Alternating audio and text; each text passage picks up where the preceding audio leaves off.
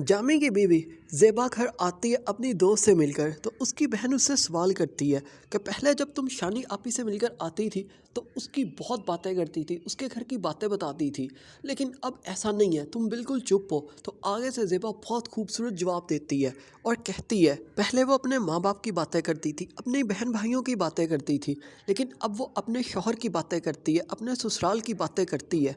और मेरे पास करने के लिए क्या है, क्योंकि उसका मुकद्दर बना दिया गया उसकी माँ की तरफ से जामी जैसा शख्स। तो अब वो जामी की क्या बात बताए, जामी के अंदर कोई ऐसी खूबी हो तो वो किसी को कुछ बताए, लेकिन जामी के अंदर हर वो फॉल्ट है जो किसी भी काबिल नफ़रत मर्द के अंदर हो सकता है। क्योंकि इंसान हर चीज़ के ऊपर कंप्रोमाइज़ कर सकता है, लेकिन करैक्टर के ऊपर कंप्रोमाइज़ नहीं कर सकता। जामी कम कमाता था या करप्ट था, ये एक अलग बात थी, लेकिन जामी करैक्टर लेस भी निकला। उसका अस्मा के साथ अफेयर था और अब भी चल रहा है।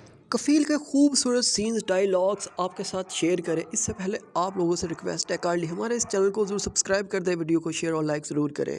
ज़ेबा की बहन उसे कहती है कि आपको अपने शौहर के ऊपर गुस्सा नहीं आता।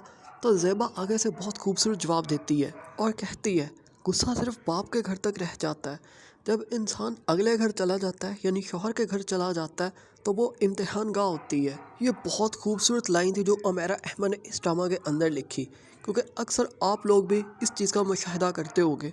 वही गलतियाँ जो बेटियाँ अपने माँ बाप के घर के अंदर करती हैं, लेकिन उनको गलती कंसीडर भी नहीं किया जाता और उनको इग्नोर कर दिया जाता है।